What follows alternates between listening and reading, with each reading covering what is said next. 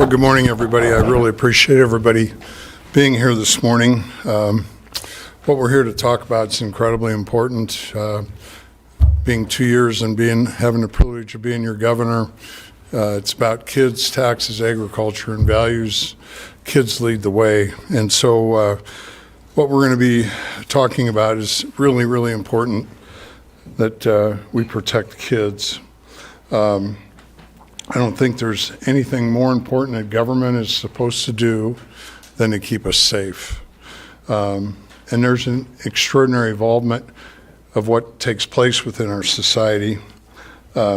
Just last week, I had the opportunity to join Attorney General Hilgers in highlighting the efforts of law enforcement, business, nonprofits, and other organizations to address human trafficking.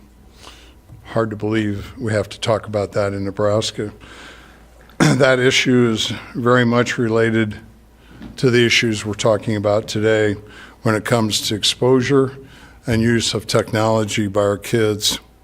Each of the 4 senators here today that are going to speak, on top of the other senators, we're going to speak about specific pieces of legislation that they are introducing in partnership with me. As adults, we certainly have the absolute responsibility to prevent exposure to our children to the things that are not age appropriate.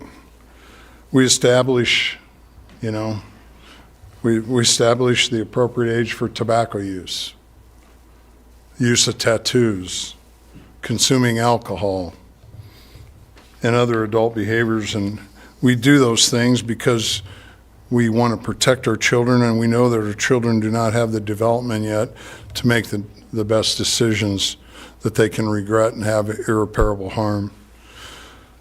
Attorney Generals Hilgers and I are partnering together in this effort to support measures that best protect our youth when it comes to technology and access to the internet. Jonathan Haidt, the author of The Anxious Generation, has said it best when he says we have overprotected our children in the real world while unprotecting them online. I think sometimes in my time frame of being a parent, sometimes I've found myself doing everything in my power to protect my kids from what made me who I am. Let's not get that confused with what we're talking about today. It's really, really important we have our kids learn to become who we are, to go through the things, but the technology world's a whole different thing. That's not the real world. I'd like to introduce Attorney General Hilgers, and appreciate you being here. Thank you. Governor, appreciate it. Thank you. Good morning, everybody. First, I want to thank the governor for all his work. Since day one of his administration, he's been a stalwart defender of Nebraska children. He has his own inspiring life story as a dad in Nebraska, and I'm very proud to be defending Nebraska children and standing side by side with the governor and these senators on the bills that are being brought forward and will be outlined before you this morning. So thank you, Governor, for all the work and your leadership. As I can tell you, as a dad of 4 little kids, it feels like today is as hard to be a parent as any other day in history, given all of the pressure and stress, especially from the digital and online world. And I think these bills that you'll find today are incredibly important to defend children at this moment in time where leadership is needed at the policy level. So thank you, Governor, and thank you to the senators. I'm going to briefly just introduce two of the bills that are being brought today, one by Senator Hart and one by Senator Sanders, both that attack this problem, this intersection between child safety and the digital environment from 2 different directions. The first from Senator Hardin. We see in the law enforcement world, we all know as parents, as Nebraskans, that child sexual material is abhorrent, it's a crime, it's something that we should punish, we shouldn't tolerate. Well, unfortunately, in this day and age of AI, where you can generate materials, you can generate deep fakes, things that really play off of the image and likeness of a child, but is actually maybe not what we would normally think of as CSAM under the current definition of the law. People who would spread this type of material might be able to operate outside of the law by creating deep fakes of children. And that this bill from Senator Hardin is meant to put a stop to that, to make sure that that is not acceptable in the state of Nebraska. So the first bill from Senator Hardin is to give law enforcement the tools to help protect children in the state from that type of AI deepfake material. The second is from Senator Sanders, and this relates to cell phones in schools. Governor Pillen mentioned Jonathan Haidt. If you have not read the book Anxious Generation, I would encourage everyone to go pick up a copy and read it as quickly as you can. It is eye-opening, but it also confirms what any parent knows today, which is social media and cell phones in the hand of young people are fueling a mental health crisis in our state. We know the data. You may remember just a few months ago, we filed a lawsuit against TikTok because of the impact that some of these social media companies are having on children. In fact, just last Friday, we won our motion to dismiss against TikTok, so that case will be heard in Lancaster County Court. We know cell phone use, and we know social media in particular are fueling a mental health crisis in Nebraska, and in particular, not only, but in particular, young girls. We know it's driving mental health issues, depression, anxiety, body dysmorphia, suicidal ideation, suicide. It is wreaking havoc on children all around the state, and it's a difficult problem for a parent, and I speak from experience, to be able to attack and defend, because it can be very hard when there is pressure from peers or from friends. Everyone's got their cell phone. How do you manage cell phone use for children, and how do you do it at school? We know that increased cell phone use at school has decreased grades, it's increased mental health issues, it's created a lot of problems in schools. And so we want to break through the collective action problem and set rules of the road to ensure that schools are a cell phone-free zone for young people. And so the bill that Senator Sanders is bringing is to do it the Nebraska way, which is not just to say one size fits all, but it's to require the Department of Education, the state of Nebraska, to put forth policy and guidelines to ensure that every school has their own policy that restricts the use of cell phones in their school, while taking into account various reasonable exceptions. So if parents need to get a hold of children, if they need to have a cell phone for their own medical use or the like, we're enabling schools to be able to create a solution that fits with their school individually. But I got to tell you, when I talk to parents and we talk about this concept, uniformly, people want these devices out of the hands of their children so that they can learn at school, not be the subject of cyberbullying, not be distracted, not have these mental health issues, to be able to protect them when they're at school, when they're supposed to be in a safe place, when they're supposed to be learning. So those are the two bills, the two of the bills that I wanted to preview for you here today. And with that, I'll give it back to the governor. Thank you, Mike. I think that the other thing that's really important for me to say is what a privilege it is to partner with all of the senators in the unicameral.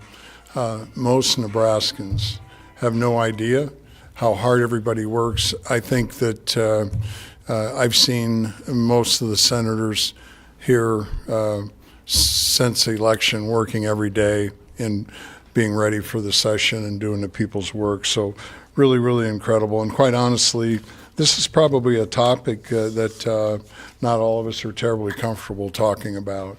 Some people might be talking about infringing and so forth. The bottom line is we really, really have to stand up and protect our kids, and I think this is really important. So I'd like to turn it over and thank Senator Sanders for being comfortable, getting comfortable being uncomfortable. So come on up. Thank you, dear. Thank you. Good afternoon, and thank you, Governor and Attorney General Hilgers and their teams respectfully for their work on this bill. We know how distracting our cell phones can be. Not all of us know fully how much of the impact that it has on our schools. For example, we know that the phone usage has been found to correlate with lower test scores. Our kids and our future, and we can hold and we should show maximizing what we should be doing for our children is maximizing their learning. This bill supports local control principles. Many school districts, such as Bellevue Public School in my district, have already put in place cell phone policies, and we want to work hand in hand with them. I believe that students deserve the best possible chance to succeed, and removing unnecessary distraction is an important step in ensuring that they can reach their full potential. I am committed to supporting policies that prioritize the well-being and academic growth of every student. By removing electronic communication devices from the classroom, we can create an environment free from distractions, allowing both teachers and students to fully succeed. I look forward to sharing more of our committee at the hearing. Thank you. Thank you, Senator Sanders. Thank you. I think that sometimes there could be a couple really easy statements that we can't forget. When we talk about what Senator Sanders is talking about, you know, no phones bell to bell. No phones bell to bell.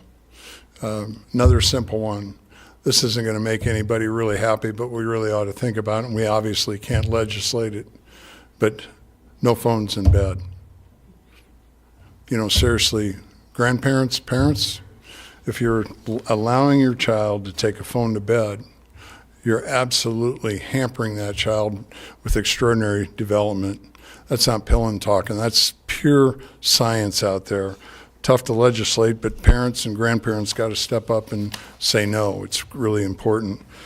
I think that when we talk about legislation, Senator Hardin will be visiting with you about Child Pornography Prevention Act and the bad things that go there. And I'm really, really grateful, Senator Hardin, for your work and stepping forward. Thank you. Thanks, Governor. We're very pleased to partner with the Governor's office on protecting children and penalizing any attempt to use artificial intelligence to create, alter, or produce any image or video that depicts the sexual exploitation of a child. This bill catches the law up with the technology. Currently, state law does not clearly define or prohibit the digital manipulation or production of pictures or video that depict digitally created or altered images of child pornography. This bill opens an avenue for law enforcement to further child exploitation investigations and hold those accountable who choose to manipulate photos and videos to exploit children. Thank you. Thank you, Senator Hardin. Next will be Senator Bosin, and she's created Age-Appropriate Online Design Code Act. This legislation will protect minors in our state from being taken advantage of by the addictive nature of social media sites and applications. Thank you, Senator Bosin. Thank you, and good afternoon. So my piece of legislation is the Age-Appropriate Design Code. This code prioritizes the best interests of children by ensuring safer online spaces for our kids. As our digital spaces are changing every day and children have access to them at younger and younger ages, it is important to consider the privacy and protection of children in the design of digital products and services that children are likely to access. By requiring these protections, this legislation gives parents and children the ability to have control over the child's private information through accessible and easy-to-use tools without undermining the First Amendment. This bill puts the best interests of children over company profits. This bill is directed towards the design of those social media applications and not the content that is placed on them. This bill says algorithms shouldn't track children. Thank you. Awesome. Thank you, Senator Bosin. And next is legislation that Senator Storr is bringing forth, creates parental rights in social media. The act requires social media companies to verify parental consent to allowing a minor to create a social media account. Thank you, Senator Storr. Good afternoon, and I want to thank the Governor as well for standing strong on these issues protecting children. The debate about social media's impact on children is quite frankly over, and the evidence is clear. We see ongoing rises in mental health, anxiety, depression, more self-harm, and more suicidal ideation. If we fail to act, then we're failing an entire generation. These are not just numbers, but they're impacting real lives, real families, and we're putting futures at risk. At the governor's request, I will be introducing legislation that will require meaningful age verification to open a social media account. Minors will then be required to have parental consent to open a social media account. Parents must approve a minor's access to ensure transparency and privacy protection as well. This legislation, we're calling this parental rights in social media. Just as a parent must consent for a child to get their ears pierced, it should also be required for access to platforms that collect personal data and expose children to potential harm. Protecting kids is the number one goal. Social media poses inherent risks, and parents deserve the tools to make informed decisions about their children's online safety. I have heard from multiple parents, and when we visit about this issue, it's almost a look of pleading in their eyes. Please help us. Please help give us the tools to supervise our children from being bullied, being exposed to harmful content, and have access to the data that they need to properly supervise their children. The issue is also personal. It's about safeguarding the mental health and the future of all of the children of Nebraska. So by taking this step, we can ensure Nebraska families have the power to protect their kids in today's digital world. Thank you. Thank you, Senator Storer. I was just thinking while the senators were talking, if I was king for the day, I'd move the clock back about 25 years and make sure the only phone a kid had was a flip phone, and they wouldn't be able to text, they wouldn't be able to say anything, they'd be able to communicate. Anybody against that? All right, we're open for questions. Go ahead. I would ask about Senator Store's bill. When you say minors, do you mean up to 18? If you repeat the question. Yeah, the question was what minors means, and yes, it would be 18 and under. Go ahead. Yeah, this is for Senator Hardin relating to your bill. So obviously going after the people creating, using AI to create these deepfake videos and images makes sense. But does your bill also target the companies or websites using AI or the AI company itself for allowing those images to be created? Yes. In a word. In a nutshell, in all 50 states, adults on children when it comes to porn is against the law. Possession, creation, distribution. What we find is across the U.S., only Idaho has anything in the way of kids on kids with this sort of language and concept. And so in looking at that creation and distribution part in particular, you're talking about entities. And so since we're talking about entities, how do kids get this information out there? And so I think if you're guilty as an entity, you're going to face consequences. Thanks. Thanks, Senator. Andrew?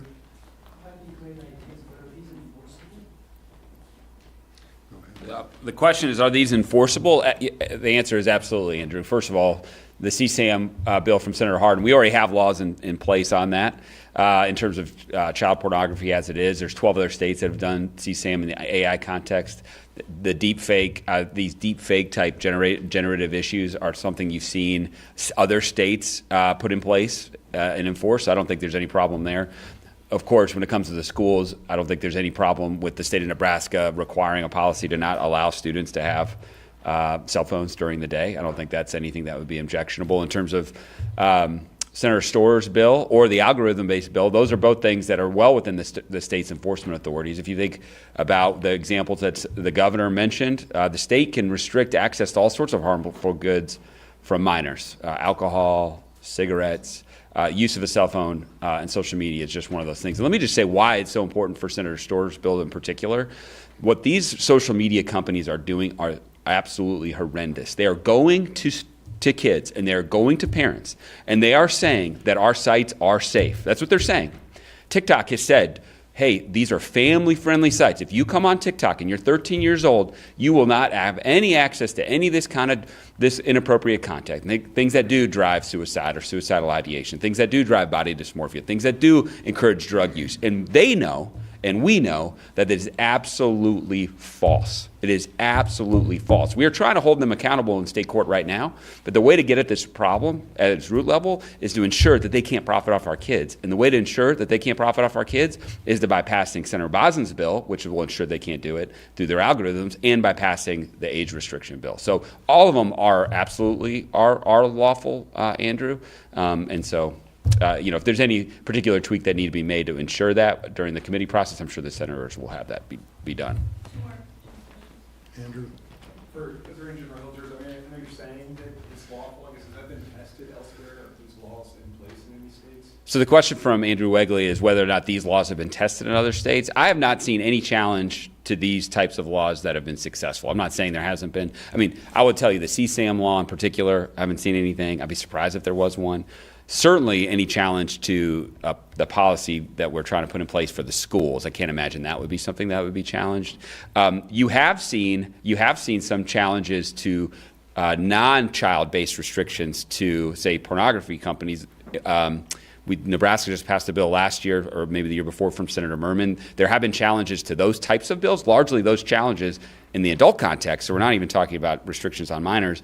Those have been not successful, and states have been able to regulate. A lot of times it's to what degree they are actually having, in those cases, sort of the identification, are they requiring people to actually give a specific ID, something like that. So there have been some challenges on the margins on these types of issues. I think generally it reinforces our conclusion that the state can enforce these things. Senator Sanders, you said that Bellevue already has policy and many districts do, and your bill would simply have the department tell districts that they had to have policy. Is there a problem now with districts that are having problems with student use of cell phones, and the problem is that they haven't adopted a policy? So the question is on policy making on cell phone uses and if there have been any difficulties. And I say that's why they have already started to implement this in their schools, because they've seen a problem on a very, very local level, right? They'll make those decisions at their school board level. But also when I'm in the grocery store and I run into people that I either don't know or know, and I ask them what they think of this and how that will affect them as a student, a mom and their student. And they are thrilled to get rid of the distraction. I also run into... They ask their local school board to enact a policy. So that's exactly, I believe, what happened at Bellevue Public School, right? But when that teacher teaches in Bellevue Public School, she sees the difference. When she substitutes teach at another school, there's a big difference. And that's what I'm hearing in the grocery store. It needs to be at the local level, needs to be with the school board, but they need to implement it because of the distraction on both sides of the teacher being able to teach and the child needing to learn. You mind if I add to that, Senator Sanders? So two pieces to that, Fred. It's a good question. So the first piece is that, first, there are some schools that have implemented policies that I think get the job done. In other words, no cell phones, no access to social media at all. You come in, you drop it in the bucket, you don't have access to it. Two problems. One, that a lot of schools, if they do have policies, are not doing it, I think, in the way that I think would have the maximum needed impact. So they might have a policy that says, yeah, you can have your cell phone, but just don't pull it out in class. Well, we know, at least anecdotally, if not empirically, that type of a policy is not successful because kids are bringing it out in class. You need to actually have it taken away. So the first thing is there are a lot of schools that don't have the right, actually, what I believe the policy impact for these kids. The second problem is, even if there are some schools that are doing it, we have a couple hundred school districts across the state of Nebraska. We need to do this today. We can't wait, in my view, organically, to wait for a lot of these schools. How many generations of kids are going to have to go through and be harmed by their time in high school or grade school having access to social media when we could act today? And I think part of the problem is this collective action problem that I discussed, which is there's a lot of people, there are parents, there are people who want this type of restriction, but not everyone wants to step out and stand up for it because there's an enormous amount of pressure to let kids have these types of phones, at least with amongst peer groups. And so what we need to do is not wait for this to be organic. This is urgent. We need to act now, and we need to have these policies be policies that actually do something meaningful for children, not be policies that are sort of half-baked. Maybe I'll pile on to it as well. Honestly, I apologize to the people in Nebraska. We should have done this 2 years ago. This should have been done day one of being governor of Nebraska. As Attorney General Hilgers, hoping this takes place across all the schools in Nebraska is not a very good plan. We'll make it through. I have full confidence in all of our senators and the people where we get the language correct so it stands the test of time. One more question and we'll call it. Yes, Aaron? For Senator Storer, with your bill, how are parents going to be giving their consent for their children to use social media? And how are you going to ensure that kids just can't say that they're their parent and get away with it? Exactly. So her question was, how will parents be required to verify that they indeed are the parents, correct? And we're providing sort of a buffet of options that are all legally acceptable that will be outlined in the bill. And then to add to that, in terms of enforceability, the bill is also going to include civil penalties for companies that are not complying with this, to make sure that they understand that there are consequences as well. How much are the civil penalties? Do you have how much the civil penalties are? Pardon me? How much are the civil penalties? Right now, I think we have them at $2,500 per incident. But when you start looking at how many, if it's a company that's not enforcing this and how many accounts, that will add up quite quickly. Okay, let me thank all the senators and everybody for being here. This is an important issue, and we expect this to take place and have bipartisan support. So appreciate everybody being here today. Thank you.